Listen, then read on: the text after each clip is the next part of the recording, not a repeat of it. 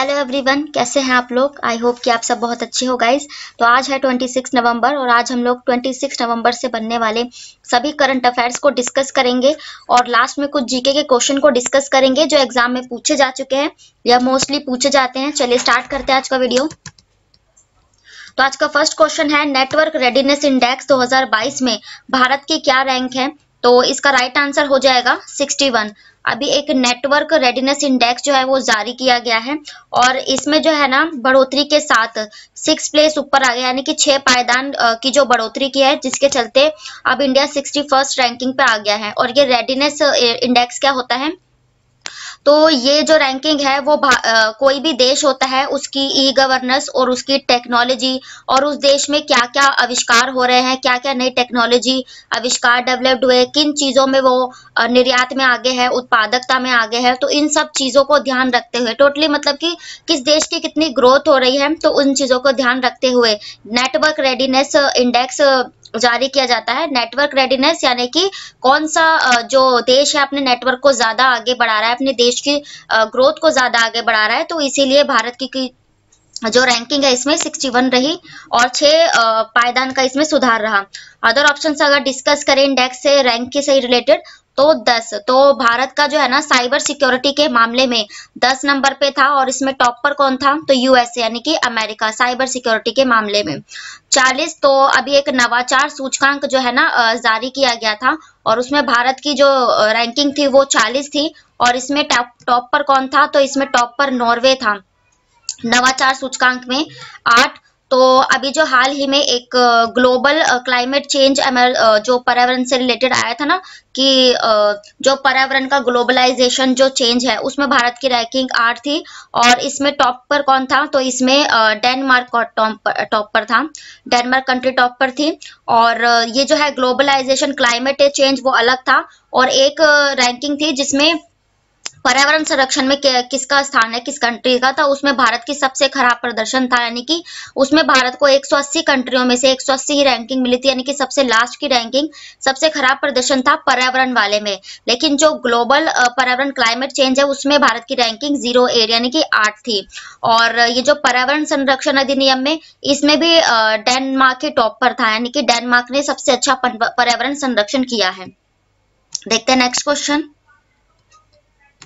Next question है, हाल ही में Gandhi Mandela foundation द्वारा किसे शांति पुरस्कार से सम्मानित किया गया है।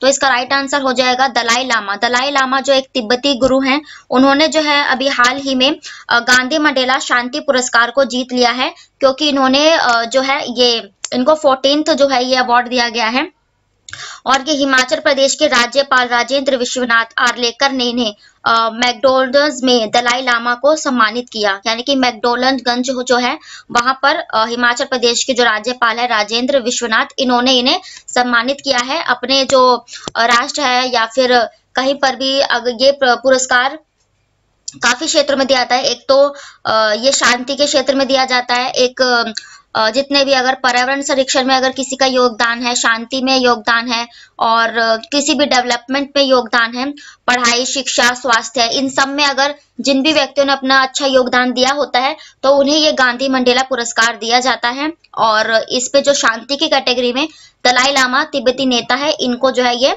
दिया गया है। अदर ऑप्शन अगर डिस्कस करें पुरस्कारों से ही रिलेटेड तो एंजेला मार्केल एक जर्मनी की चांसलर है, जैसे हमारे राष्ट्रपति प्रधानमंत्री होते हैं जर्मनी में चांसलर होते हैं। तो एंजेला मार्केल को जो है ना यूनेस्को जो है ना विश्व धरोहर जितनी भी विश्व में धरोहरें होती हैं अद्भुत, तो उनको अपने संरक्षण में शामिल करता है लिस्ट में। आपने सुना होगा यूनेस्को लिस्ट, तो उसमें यूनेस्को शांति पुरस्कार यानी कि यूनेस्को पीस जो प्राइज है इससे सम्मानित किया गया था जर्मनी के चांसलर एंजेला मार्केल को। अमर सिंह की बात करें तो अभी हाल ही में जस्ट 1-2 हफ्ते पहले ही अमर सिंह को जो है ना ऑस्ट्रेलिया ऑफ द पर्सन से सम्मानित किया गया, क्योंकि इन्होंने भी जो है ना जो सार्वजनिक क्षेत्र में जो हम मानवता कल्याण करते हैं यानी कि किसी की हेल्प करते हैं, तो उन सब मानव कल्याण कार्यों में ये टॉप पर रहे अमर सिंह और ये भारत से बिलोंग करते हैं, तो ऑस्ट्रेलिया की सरकार ने इन्हें सम्मानित किया। शाहरुख खान को भी हाल ही में ग्लोबल आइकॉन अवार्ड से सम्मानित किया गया है और ये ग्लोबल आइकॉन अवार्ड यूएई में जो फिल्म फेस्टिवल्स हुए थे अभी, उसमें शाहरुख खान को सम्मानित किया गया। देखते हैं नेक्स्ट क्वेश्चन।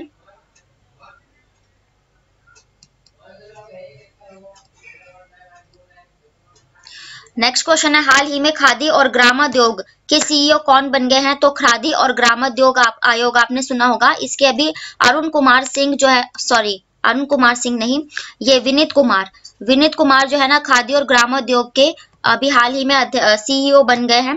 और बात आई है खादी और ग्रामीण उद्योग की, तो इसकी जो स्थापना थी वो 1956 में यानी कि 1956 में की गई थी। और इनका जो मुख्यालय है यानी कि हेडक्वार्टर कहाँ है? तो इसका हेडक्वार्टर मुंबई में हो जाएगा। ठीक है, खादी और ग्रामीण उद्योग का।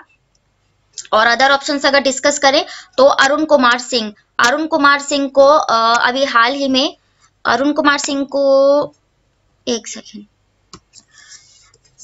हाँ, तो ये अरुण कुमार सिंह अभी ओएनजीसी जिसे आप कहते हैं यानी कि oil and natural gas corporation ONGC, इसके जो सीईओ बने हैं ये अध्यक्ष अरुण कुमार सिंह बन गए हैं। अरुण कुमार गोयल, तो अरुण कुमार गोयल को अभी जो हमारा चुनाव आयोग है उसका चुनाव आयुक्त के रूप में जो है ना नियुक्त किया गया है। और आपको पता है चुनाव आयोग में एक मुख्य चुनाव आयुक्त और 2 चुनाव आयुक्त होते हैं। तो मुख्य चुनाव आयुक्त तो राजीव कुमार है और चुनाव आयुक्त ये अरुण गोयल बना दिए गए हैं। गौरव द्विवेदी अभी जो है ना प्रसार भारती के जो है अध्यक्ष बनाए गए हैं रिसेंटली, प्रसार भारती के। और विनीत कुमार डिस्कस हो ही गया। देखते हैं नेक्स्ट क्वेश्चन। नेक्स्ट क्वेश्चन है, हाल ही में कामेंग हाइड्रो पावर स्टेशन का उद्घाटन किस राज्य में किया गया है? तो इसका राइट आंसर हो जाएगा अरुणाचल प्रदेश। अरुणाचल प्रदेश में भी हाल ही में नरेंद्र मोदी जी ने जब डोनीपोल एयरपोर्ट का जो उद्घाटन किया, ये डोनीपोल एयरपोर्ट मैंने कराया भी था, वहीं पर ये जो इन्होंने फिर इस परियोजना का यानी कि 600 मेगा किलोवाट की कामेंग हाइड्रो पावर स्टेशन का भी जो है इन्होंने उसी टाइम जब ये अरुणाचल प्रदेश के दौरे पर थे तब कामेंग हाइड्रो पावर स्टेशन का भी इन्होंने उद्घाटन किया। कामेंग हाइड्रो पावर स्टेशन का मतलब ये है कि यहाँ पर भी जो पानी होगा उसी से बिजली बनाई जाएगी, यानी कि जिसे पन बिजली योजनाएं आप कह सकते हैं, तो इसमें यही बनाई जाएगी। इसको जो हाइड्रो पावर स्टेशन जो लागू करने का मकसद यही है कि पानी से यहाँ पर बिजली बनाई जाएगी। बात चाहिए अरुणाचल प्रदेश की राजधानी हो जाएगी ईटानगर और अरुणाचल प्रदेश के मुख्यमंत्री है पेमा खांडू। अरुणाचल प्रदेश से कुछ करंट अफेयर डिस्कस कर लेते हैं। जैसे अभी हाल ही में पहला जो भारत का एक्वा पार्क यानी कि जो मत्स्य पालन वगैरह में जो काम आएगा, पहला एक्वा पार्क ये अरुणाचल प्रदेश में लगाया गया। और भारत का जो सबसे बड़ा फिश म्यूजियम लगाया गया वो भी अरुणाचल प्रदेश में ही लगाया गया। और अरुणाचल प्रदेश का एक medicine from the sky project ये अरुणाचल प्रदेश का ही था। और अभी डोनीपोलो एयरपोर्ट का उद्घाटन भी यहीं किया गया। ठीक है, तो ये अरुणाचल प्रदेश से कुछ रिलेटेड फैक्ट है। अदर ऑप्शन अगर डिस्कस करें पावर प्लांट से रिलेटेड तो हिमाचल प्रदेश में भी आप लोगों को पता है कि हिमाचल प्रदेश की राजधानी है ये शिमला। हिमाचल प्रदेश के मुख्यमंत्री हो जाएंगे जयराम ठाकुर। हिमाचल प्रदेश में भी अभी हाल ही में जो पन बिजली योजनाओं की जो शुरुआत है नरेंद्र मोदी जी ने अभी हाल ही में की गई थी। और आप लोगों को हाल ही में ये हिमाचल प्रदेश चर्चा में इसलिए था क्योंकि ये जो पन बिजली योजनाओं की शुरुआत थी ये कहाँ की गई थी? हिमाचल प्रदेश के चंबा में। और हिमाचल प्रदेश में पहली बार ये जो विधायी चुनाव हो रहे हैं यहाँ पर चुनावों की वजह से ये चर्चा में था। तो इसके जो सबसे ऊपर पहली बार जो है ना विधायी चुनाव का सबसे ऊपरी भाग में जो है वोटिंग पहली बार की जाएगी, ये हिमाचल प्रदेश में ही की जाएगी। और हरियाणा की बात करें तो हरियाणा में जो है 2G एथेनॉल पॉलिसी यानी कि जिसमें जो है 80% पेट्रोल और उसमें 20% जो है ना इथेनॉल मिलाया जाएगा पेट्रोल में, ये पॉलिसी नरेंद्र मोदी जी ने हरियाणा में ही लागू की थी। हरियाणा की राजधानी है चंडीगढ़ जो एक केंद्र शासित प्रदेश है और इसके मुख्यमंत्री है मनोहर लाल खट्टर। गोवा की बात करें तो गोवा की राजधानी हो जाएगी पणजी और प्रमोद कुमार यहाँ के मुख्यमंत्री हो जाएंगे। गोवा में अभी हाल ही में पानी से रिलेटेड ही एक योजना थी यानी कि हर घर जल योजना ये गोवा के द्वारा ही स्टार्ट की गई थी। तो देखते हैं नेक्स्ट क्वेश्चन है हाल ही में champions of the earth life time achievement award से किसे सम्मानित 2021 से किसे सम्मानित किया गया? तो इसका राइट आंसर हो जाएगा सर डेविड एटनब्रो। ये जो है ना यूनाइटेड नेशंस ने इन्हें सम्मानित किया है। सर डेविड एटनब्रो को has been named champion of the earth by UN यानी कि यूनाइटेड नेशंस ने जो है ना इन्हें पर्यावरण संरक्षण में जो भी अपना अच्छा योगदान देते हैं तो यूनाइटेड नेशंस उन्हें इन सम्मान से चैंपियन ऑफ द अर्थ से सम्मानित करती है। तो अभी 2021 का था ये और 2022 में प्रोवाइड किया गया, तो ये इनको सर डेविड एटनब्रो को मिल गया। ये अमेरिका के से बिलोंग करते हैं। अदर ऑप्शन अगर डिस्कस करें तो नरेंद्र मोदी जी को भी है ना यही the champions of the earth life time achievement award से पहले सम्मानित किया जा चुका है। ठीक है, इन्होंने भी पर्यावरण और के योगदान में के लिए इन्हें नरेंद्र मोदी जी को इसी अवार्ड से सम्मानित किया जा चुका है। कार्लोस सोरा को भी अभी जो 53rd जो गोवा में इंटरनेशनल फेस्टिवल हुए थे ना, international film festival 53rd Goa में, उसमें जो है ना इन्हें लाइफ टाइम अचीवमेंट अवार्ड से सम्मानित किया गया था इसी अवार्ड में। कपिल देव को ऑस्ट्रेलिया में मेलबर्न में जब फिल्म फेस्टिवल हुए थे, यहाँ पे उन्हें एज अ गेस्ट के तौर पे बुलाया गया और कपिल देव को यहाँ पर लाइफ टाइम अचीवमेंट अवार्ड से सम्मानित किया गया था। तो इनसे भी डिस्कस हो गया। देखते हैं नेक्स्ट क्वेश्चन है, हाल ही में भारत ने किस देश के साथ मुक्त व्यापार समझौता यानी कि फ्री ट्रेड जो एग्रीमेंट होता है, ये फ्री ट्रेड एग्रीमेंट किया है? तो इसका राइट आंसर हो जाएगा ऑस्ट्रेलिया। अभी हाल ही में भारत ने ऑस्ट्रेलिया के साथ भी है ना फ्री ट्रेड एग्रीमेंट जो है कर दिया है। और फ्री ट्रेड एग्रीमेंट का मतलब क्या होता है? FTA यानी कि मुक्त व्यापार समझौता। मुक्त मतलब कि जैसे कि कोई कंट्री है, मैं इसको आपको मैप की सहायता से समझा देती हूँ।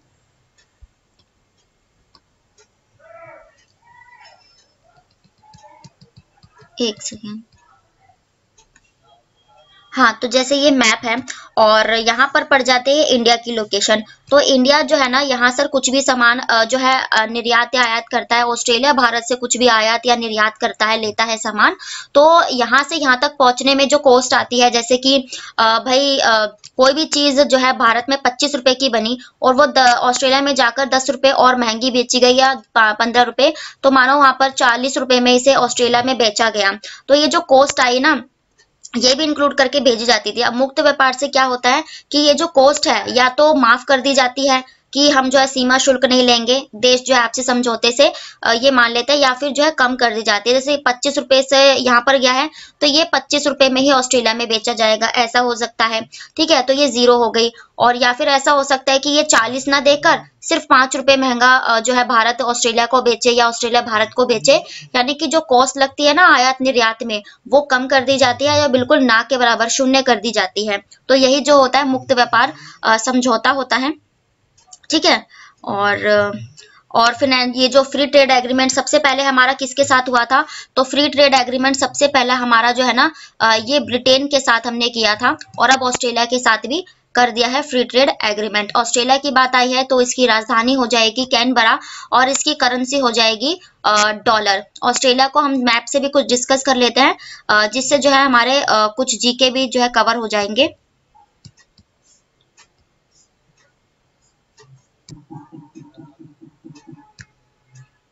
तो ये है ऑस्ट्रेलिया का मैप। ठीक है, ऑस्ट्रेलिया और भारत की लोकेशन कुछ यहाँ पर है और ये सारा जो क्षेत्र पड़ता है ना, ये ओशिनिया क्षेत्र पे कहलाता है। और ये यहाँ पर जो है ये न्यूजीलैंड की लोकेशन हो जाती है और ऑस्ट्रेलिया और न्यूजीलैंड की लोकेशन में यहाँ पर क्या पड़ जाता है? तो यहाँ पर जो है ना तस्मान सागर पड़ जाता है।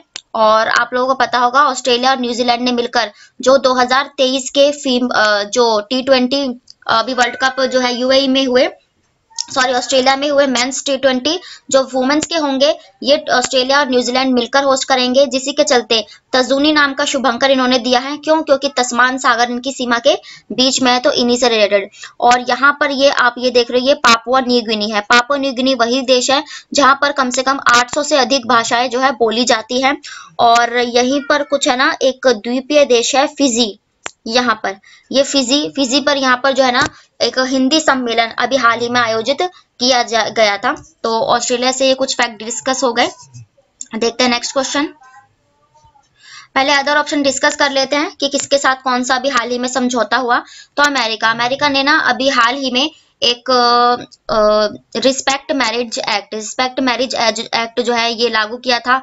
अबॉर्शन बिल अमेरिका के द्वारा लाया गया था। ठीक है, और गन अधिनियम अमेरिका द्वारा पारित किया गया था। अमेरिका की राजधानी वॉशिंगटन DC, राष्ट्रपति है जो बाइडेन और कमला हैरिसन यहाँ की वाइस प्रेसिडेंट है।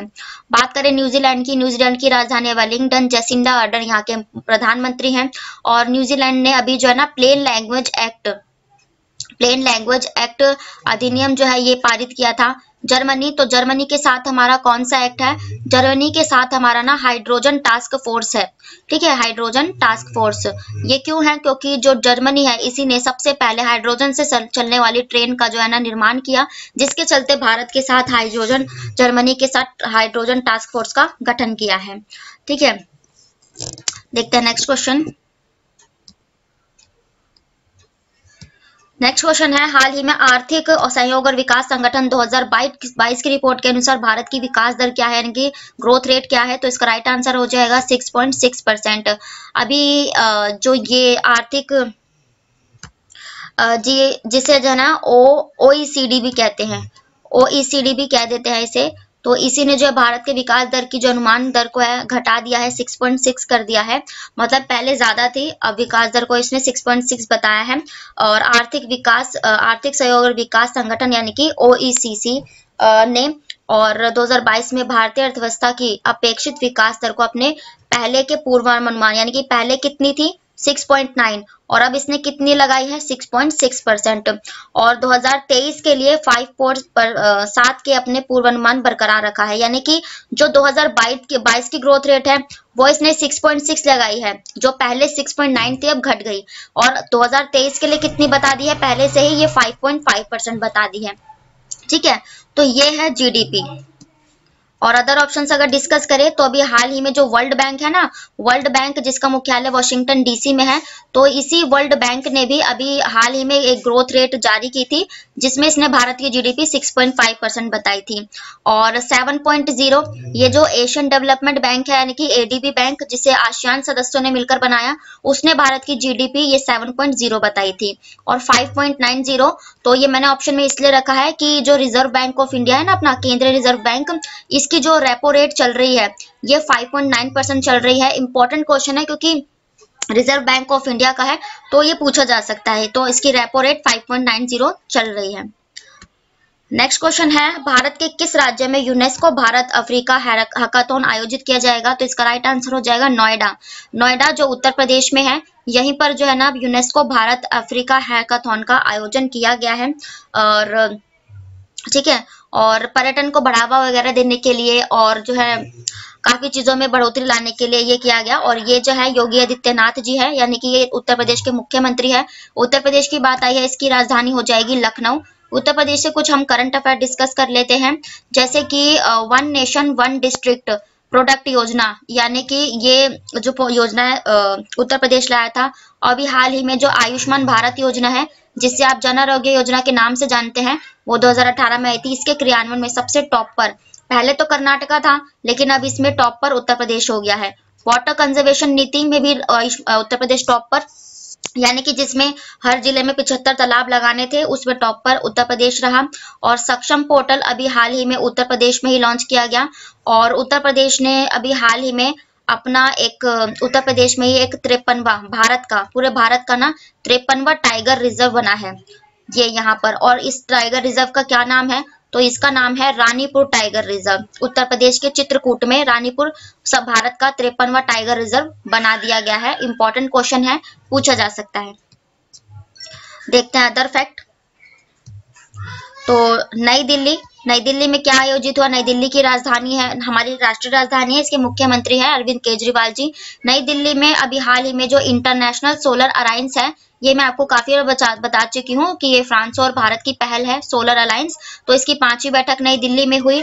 और 90वीं बैठक किसकी? इंटरपोल, यानी कि जितने भी इंटरनेशनल स्तर की पुलिस होती हैं, इनका जो सम्मेलन हुआ 90वीं वर्षगांठ ये नई दिल्ली में मनाई गई। गांधीनगर, तो गांधीनगर गुजरात की राजधानी है। यहीं पर जो इस बार का जो डिजिटल सप्ताह और डेफ एक्सपो की जो बैठक हुई थी, यानी कि डिफेंस एक्सपो की, ये गांधीनगर में मनाई गई। चेन्नई मैंने इसलिए ऑप्शन में रखा, चेन्नई जो है तमिलनाडु की राजधानी है। और अभी चेन्नई में हाल ही में जो रिलायंस कंपनी के मालिक है मुकेश अंबानी जी, इन्होंने यहाँ पर तमिलनाडु के चेन्नई में ही पहला सबसे बड़ा मल्टी मॉडल लॉजिस्टिक पार्क का भी जो है हाल ही में शुरुआत की है।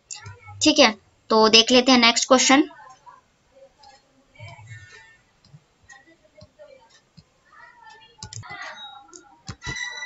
नेक्स्ट क्वेश्चन है, हाल ही में भारतीय रिजर्व बैंक ने थोक खंड के लिए डिजिटल रुपए का पहला पायलट लॉन्च किया।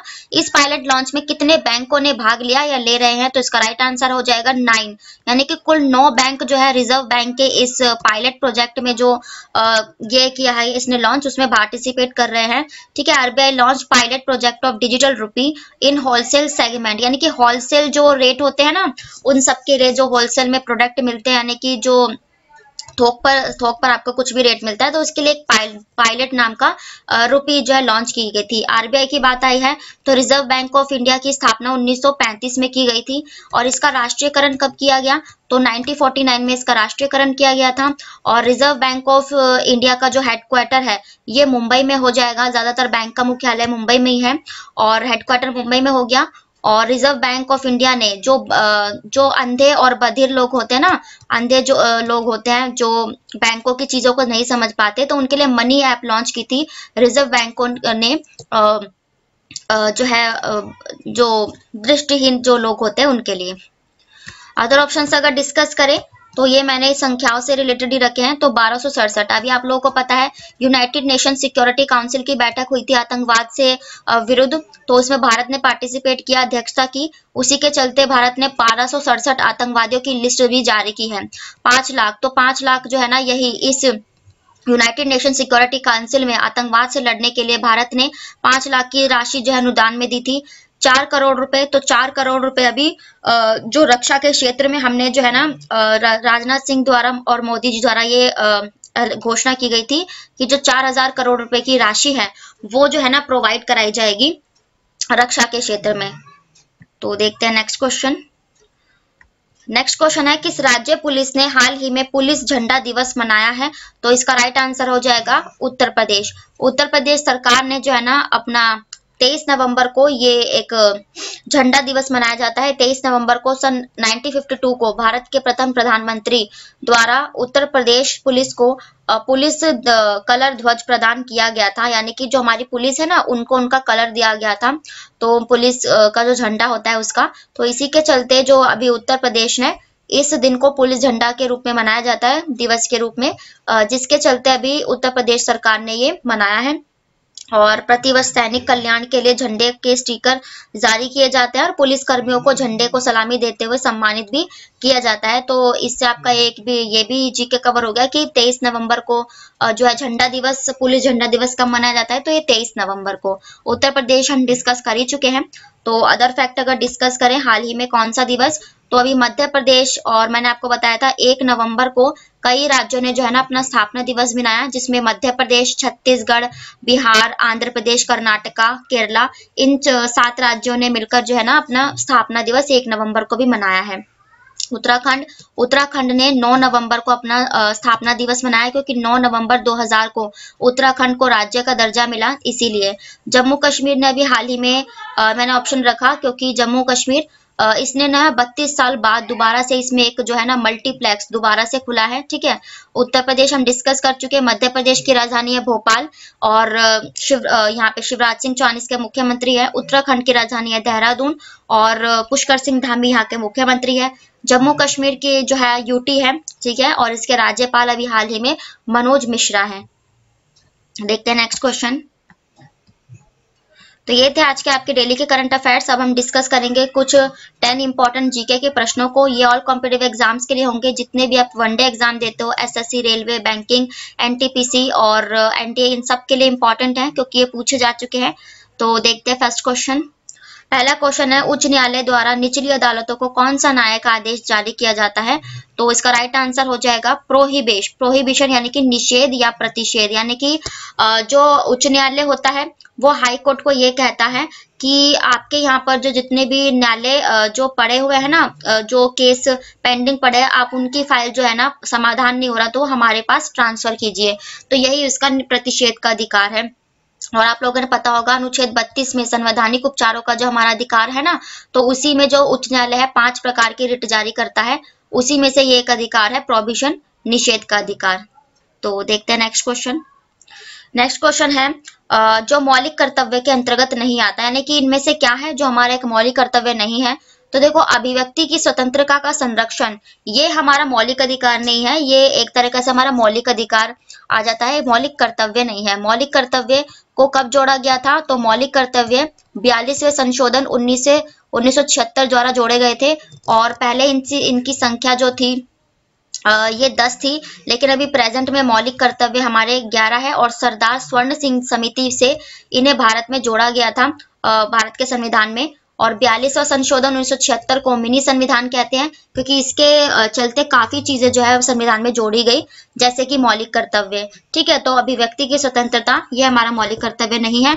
संपत्ति की, सार्वजनिक संपत्ति की सुरक्षा करना, पर्यावरण की सुरक्षा करना, सद्भावना और एकता की भावना को बढ़ाना, ये सब हमारे मौलिक कर्तव्य हैं।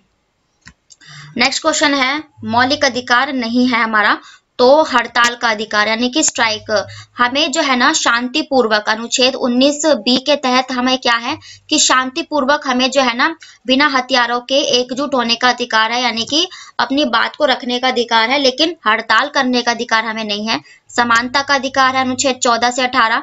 स्वतंत्रता का अधिकार है हमें 19 से 22 तक। धर्म की स्वतंत्रता का अधिकार हमें अनुच्छेद 25 के तहत है, लेकिन हड़ताल करने का अधिकार हमें नहीं है। और देखते हैं नेक्स्ट क्वेश्चन। नेक्स्ट क्वेश्चन है, भारत का कौन सा केंद्र शासित प्रदेश ऐसा है जिसमें 4 जिले हैं, लेकिन इनमें से किसी भी जिले की सीमा किसी अन्य जिले की सीमा से नहीं मेल खाती? तो इसका राइट आंसर हो जाएगा पुडुचेरी। आप लोग जानते हैं जो ये पुडुचेरी है ना, इसकी जो लोकेशन कुछ ऐसी है, ये केरला में भी इसके जिले आते हैं, आंध्र प्रदेश की तरफ भी आते हैं। तो इसको मैप से डिस्कस कर लेते हैं, एक सेकेंड। तो ये है इंडिया का मैप, ठीक है। और ये जो केरला है ना, यहाँ पर भी जो है ना, ये केरला में भी ये जो पुडुचेरी का एरिया आ जाता है, ठीक है। और यहाँ पर भी आप एक पुडुचेरी देख रहे हो, और ये जो है सीमांत यहाँ आंध्र प्रदेश में भी आ जाता है। तो ये जो पुडुचेरी के जो 4 जिले हैं ना, ये यहाँ भी है, यहाँ भी है, लेकिन ये आपस में सीमा तो साझा नहीं कर रहे। तो इसीलिए पुडुचेरी जो है ना एक ऐसा राष्ट्र है, केंद्र शासित प्रदेश है, जिसके जो जिलों की सीमा है वो आपस में नहीं लगती है। और अंडमान निकोबार द्वीप समूह, अंडमान निकोबार द्वीप समूह भारत की इस लोकेशन पर है, ठीक है। और दादर और नगर हवेली वो भारत के यहाँ पर इस लोकेशन है, गुजरात के नीचे, ठीक है। चंडीगढ़, चंडीगढ़ भी केंद्र शासित प्रदेश है, और ये हरियाणा, पंजाब और खुद अपनी ही राजधानी भी है ना। चंडीगढ़ की लोकेशन यहाँ भारत में ऊपर पंजाब के यहाँ पर आ जाएगी। देखते हैं नेक्स्ट क्वेश्चन। नेक्स्ट क्वेश्चन है, भारत का पहला राष्ट्रीय उद्यान कौन सा है? तो आप सभी जानते भी होंगे, जिम कॉर्बेट नेशनल उद्यान जो उत्तराखंड में है, ठीक है। और यहीं पर 1973 में जो टाइगर प्रोजेक्ट की शुरुआत है उत्तराखंड, ये जिम कॉर्बेट नेशनल पार्क में की गई थी। और अब इसे क्या नाम दिया गया है? तो रामगंगा नेशनल पार्क। अब इसे रामगंगा नेशनल पार्क से नाम से जाना जाता है। सलीम अली नेशनल पार्क, तो सलीम अली नेशनल पार्क तो ना जम्मू कश्मीर में है, लेकिन ये पूछा जाता है कि एक सलीम अली नेशनल अभ्यारण्य है, तो ये अभ्यारण्य कहाँ पर है? तो जो अभ्यारण्य है वो गोवा में है, और पार्क ये जम्मू कश्मीर। पेंच जो है, पेंच मध्य प्रदेश का एक राष्ट्रीय उद्यान है। पेंच, सतपुड़ा, बांधवगढ़ वन विहार ये मध्य प्रदेश के हैं। कांजीरंगा ये असम का राष्ट्रीय उद्यान है, आपको पता ही होगा। एक सिंग वाले गेंडे के लिए बहुत फेमस है, ठीक है। देखते हैं नेक्स्ट क्वेश्चन। नेक्स्ट क्वेश्चन है, उच्चतम न्यायालय के पास राष्ट्रपति और उपराष्ट्रपति से संबंधित चुनावी विवादों को निपटाने की शक्ति ये किस तरह का अधिकार है? तो ये शक्तियों को निपटाने का अधिकार ना, ये उसका मौलिक अधिकार है, ठीक है, उच्चतम न्यायालय का। और ये अनुच्छेद किसमें वर्णित है? तो अनुच्छेद 71 में ये वर्णित है कि ये अगर राष्ट्रपति उपराष्ट्रपति से संबंधित कुछ विवाद है तो उनको निपटाने का इसको मौलिक अधिकार है, ठीक है। देखते हैं नेक्स्ट क्वेश्चन। नेक्स्ट क्वेश्चन है, मौर्य वंश के शासन के दौरान स्थानिक कौन था? तो मौर्य वंश के शासक, जैसे कि चंद्रगुप्त मौर्य ने मौर्य वंश की स्थापना की, तो ये ग्राम प्रशासक होते थे, यानी कि गांवों का जो शासन देख रेख करते थे गांव में, वही जो है स्थानिक कहलाते थे। तब स्थानिक जो है ना ग्रामों को ही बोला जाता है, यानी गांवों को। नेक्स्ट क्वेश्चन है, जिसे भारत के राष्ट्रपति द्वारा नियुक्ति नहीं किया जाती, यानी कि इनमें से कौन है जिसकी नियुक्ति राष्ट्रपति नहीं करते?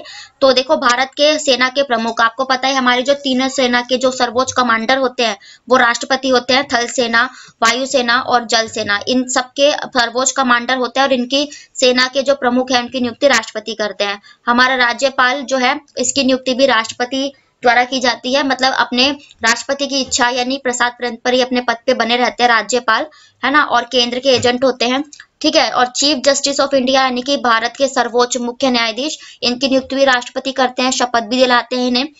लेकिन लोकसभा से ना राष्ट्रपति का कोई लेना देना नहीं है, ठीक है। लोकसभा के अध्यक्ष, इनकी नियुक्ति कौन करते हैं, तो लोकसभा के जो सदस्य होते हैं ना, ये अपनों में से ही कोई सदस्य को छांट लेते हैं और उन्हीं को जो है ना अध्यक्ष या लोकसभा स्पीकर, आपने सुना होगा, बना देते हैं। और ये इसकी कोई विशेष शपथ नहीं होती, ये जो अध्यक्ष होगा ये सदस्यों के नाम पर भी अपनी शपथ ले लेता है, ठीक है। देखते हैं नेक्स्ट क्वेश्चन। नेक्स्ट क्वेश्चन है वित्तीय आपातकाल कब तक लागू किया जा सकता है, तो इसका राइट आंसर हो जाएगा इसकी कोई अधिकतम अवधि नहीं है, यानी कि इसका कोई मैक्सिमम पीरियड नहीं है। और पूछा जाता है कि कब भारत में अब तक कितनी बार वित्तीय आपातकाल लगा है, तो अभी तक एक भी बार नहीं लगा, यानी कि 0 बार, और ना भी लगे तो ही अच्छा है। और इसकी मैक्सिमम अवधि कोई क्यों नहीं होती, क्योंकि देखो कुछ पता नहीं होता जब आर्थिक संकट आए तो कब तक जो है देश उभरे, इसलिए इसकी कोई मैक्सिमम पीरियड नहीं होता। और अभी ये एक बार भी नहीं लगा है।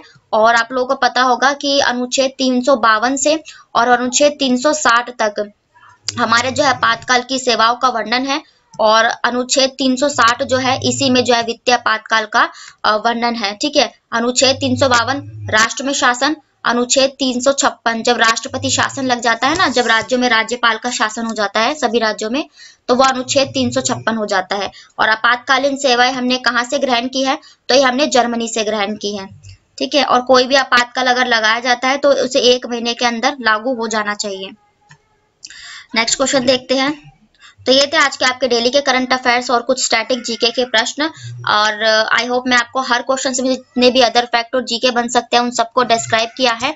और वीडियो पसंद आए तो प्लीज लाइक करें, चैनल को सब्सक्राइब करें ताकि नोटिफिकेशन आप तक पहुंच सके। Thank you very much. फिर मिलते हैं ऐसे ही नॉलेजेबल वीडियो के साथ, तब तक के लिए bye, take care, Radhe Radhe.